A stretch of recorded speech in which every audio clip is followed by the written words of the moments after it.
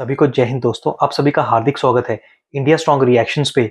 आशा करता हूँ कि आप सभी लोग बहुत अच्छे होंगे। तो आज हम आपके लिए बहुत इंपॉर्टेंट और एक इंटरेस्टिंग डिबेट लेकर आए जहाँ पे आप देखेंगे इन पाकिस्तानियों को लगता है कि पूरी दुनिया में सिर्फ पाकिस्तान की ही अहमियत है, और खासकर इस पाकिस्तानी एनालिस्ट चीमा को ये लगता है कि पाकिस्तान की जो विदेश नीति है यानी कि फॉरेन पॉलिसी है वो भारत से बेहतर है। तो इसी मुद्दे पे आप देखेंगे मशहूर पत्रकार आरजू काजमी को, जो कि इस चीमा को देगी मुंहतोड़ जवाब और सच्चाई बताएंगी, और खासकर बात करेंगे भारत की विदेश नीति की ताकत की। तो ये वीडियो काफी इंटरेस्टिंग होगी, आपको बहुत कुछ जानने को मिलेगा। तो इसे अंत तक देखें और चैनल पे नए तो चैनल को सब्सक्राइब कर दें ताकि हम अपनी से लेटेस्ट इंपॉर्टेंट और दमदार डिबेट्स लाते रहें। तो चलिए पहले ये वीडियो देखते हैं और अंत में इसके बारे में बात करेंगे।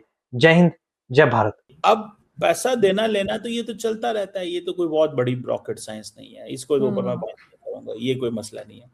मसला ये है कि आप कह रही हैं खारजा पॉलिसी बिल्कुल ठीक है, कोई मसला नहीं है। सारी दुनिया के जो एनालिस्ट हैं जो इंडिया और अमेरिका पे बात करते हैं वो यही कहते हैं कि अभी मैं एक देख रहा था, वो लिजा कर्टिस हैं, उन्होंने एक बहुत बड़ी ज़बरदस्त किस्म की एक रिपोर्ट लिखी, रिपेयरिंग द ब्रीच, कि इंडिया और अमेरिका का ताल्लुकात ख़राब हो गए हैं, अब चीज़ें वैसी नहीं रही, तो अब इनको कैसे लेके चलना है। और ताल्लुकात पूरी दुनिया कह रही है सिवाय आपके। तो मैं नहीं सर, हो सकता है थोड़ी सी अप डाउन हुई हो, मैं ये नहीं कह रही सर, मैं कोई फॉरेन पॉलिसी एक्सपर्ट नहीं हूँ, लेकिन जो मैं देख रही हूँ कि उनकी बातचीत तो सभी से, ऐसा नहीं है कि बहुत, यहाँ तक कि चाइना जिसके साथ वो लड़ते रहते हैं उनके साथ भी ट्रेड चल रही है।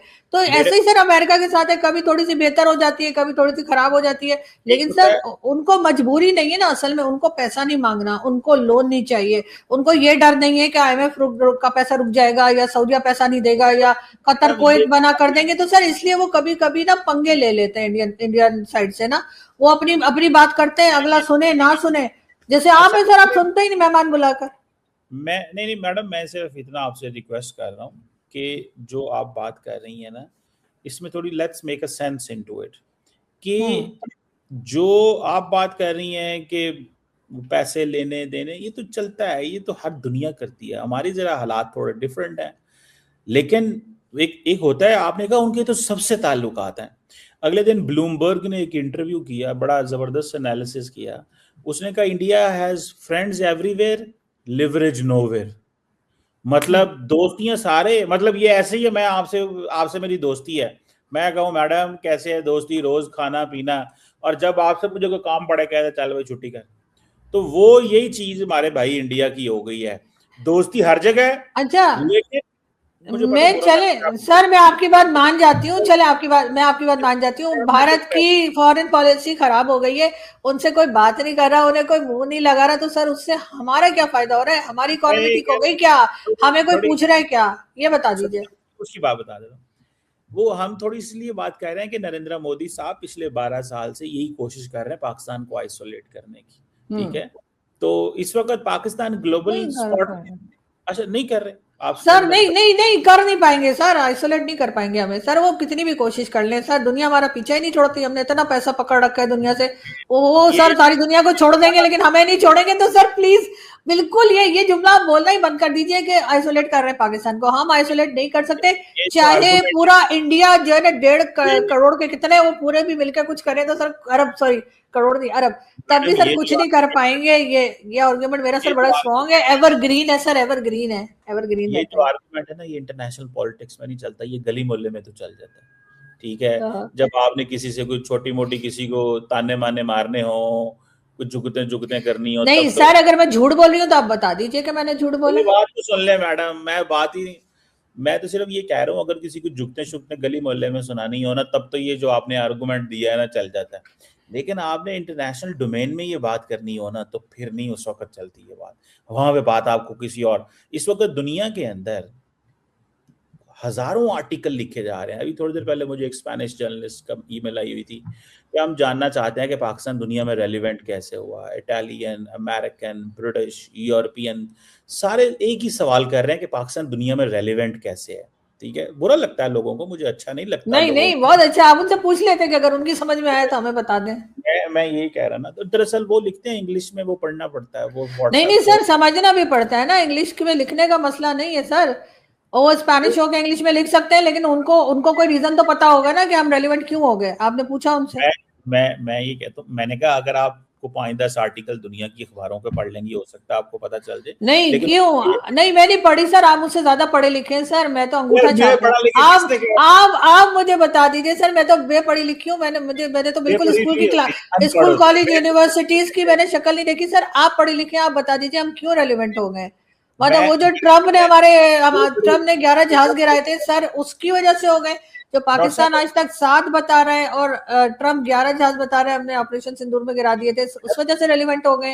मैडम बेपढ़ी लिखी नहीं होता, हमारी अनपढ़। इकोनॉमी बहुत अच्छी हो गई है, इसलिए सर हमारा एजुकेशन सिस्टम बहुत अच्छा हो गया है, हमारे सिक्योरिटी, हेल्थ सेक्टर, कोई जगह हमारी बहुत अच्छी हो गई सर। छोड़ दें, स्पोर्ट्स हमारा बहुत अच्छा हो गया, क्रिकेट में हम बहुत चौके छक्के मारने लगे। सर कोई बात तो होगी ना जिसकी वजह से हम रेलिवेंट हो गए होंगे। क्या कह रहे थे वो? कहीं हाफिज मैं सईद का जिक्र तो नहीं कर दिया उन्होंने कि हाफिज सईद की वजह से हम रेलिवेंट हो गए हैं, कश्मीर लेने वाले हैं?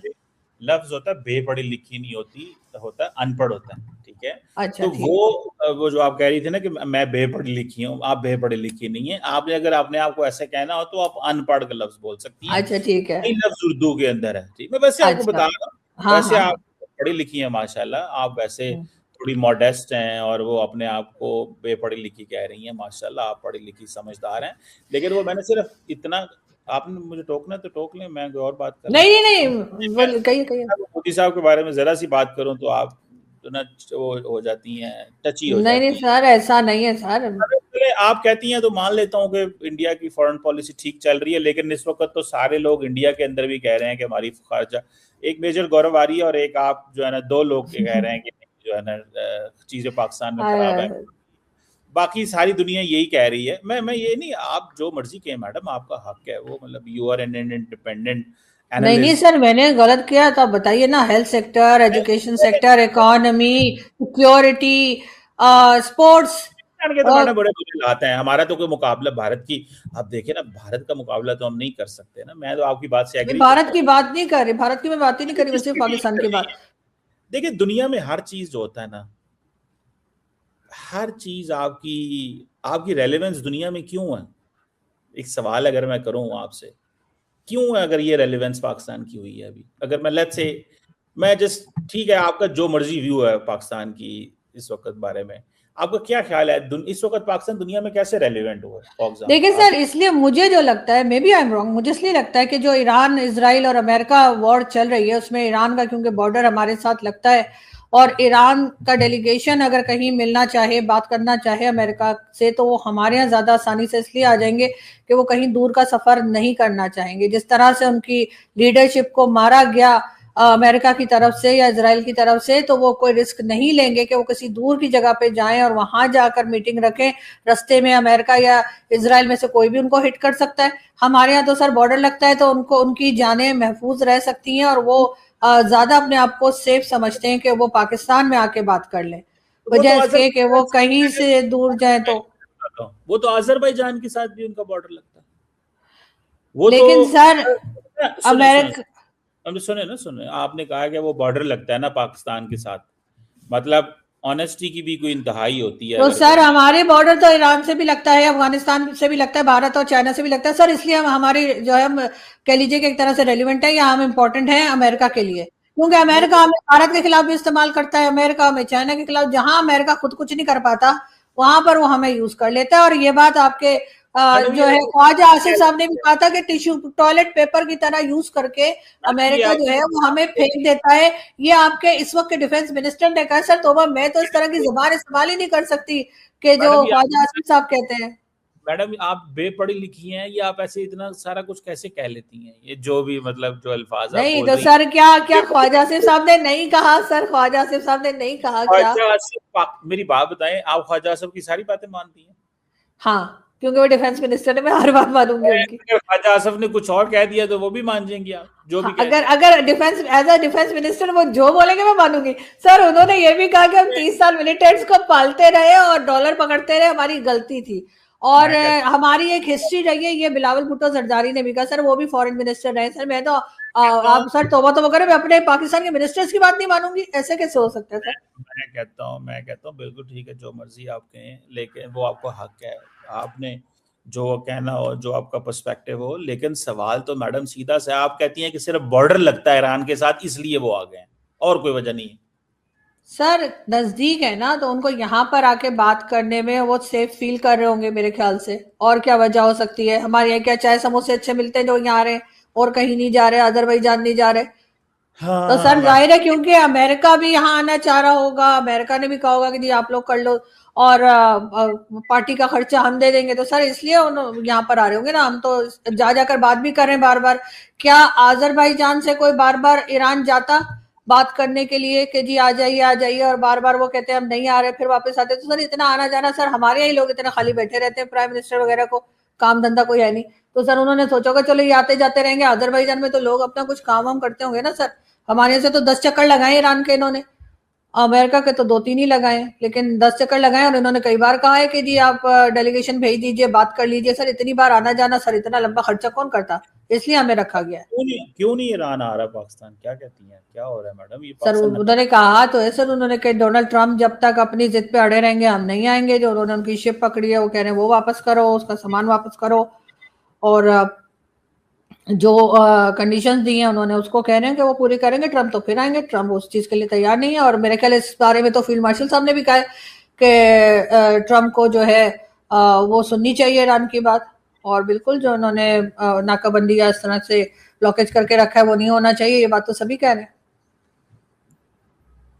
चलें मैडम, आप कहती हैं तो मान लेते हैं, क्योंकि आप इस वक्त माया नाज हमारी एनालिस्ट हैं, कि आप समझती हैं कि ये पाकिस्तान की जो पोजीशन है, जो वो यहाँ पे इसलिए आ रहे हैं कि सिर्फ ज्योग्राफी मिलती है और कोई वजह नहीं, जियोग्राफी भी मिलती है सर, हमारी बातचीत भी है ईरान के साथ। तो हमारे यहाँ से लोग जा जाकर बार बार, कभी प्राइम मिनिस्टर तो कभी फॉरेन मिनिस्टर तो कभी डिप्यूटी प्राइम मिनिस्टर, और कभी कोई जा जाकर ईरान को मनाने की भी तो कोशिश की जा रही है पाकिस्तान की तरफ से। ऐसा कोई दूसरी कंट्री तो नहीं करती ना, इसलिए शायद हमें रखा गया है। यानी कि हम ये काम सिर्फ हम ही कर सकते हैं इस तरह के, कि हम तरले करते वाले? ये सर तरले नहीं है सर, अच्छा काम है। अगर हम लड़ाई रुकवा रहे हैं, और लड़ाई रुकवाने के लिए 2 लोगों के 3 लोगों के झगड़ा बंद कराने के लिए अगर हमें बार बार चक्कर लगाने पड़ रहे हैं, या अगर हमें इवन मनते तरले भी करने पड़े, तो उसमें कोई बुरी बात नहीं है। हाँ, अगर हम मैसेज कुछ गलत सलत पहुंचा रहे हो तो और बात है कि इधर का उधर अगर हम कुछ और कह रहे हैं। इसलिए कि ट्रंप 7-7 6-6 ट्वीट्स गलत लगाते हैं, दूसरे दिन जो उनकी गवर्नमेंट है उनको इनकार करना पड़ता है कि ऐसा कुछ नहीं हुआ है, तो वो तो थोड़ा सा गड़बड़ है। लेकिन वो यकीनन आई एम श्योर हमने वो मैसेजेस नहीं दिए होंगे।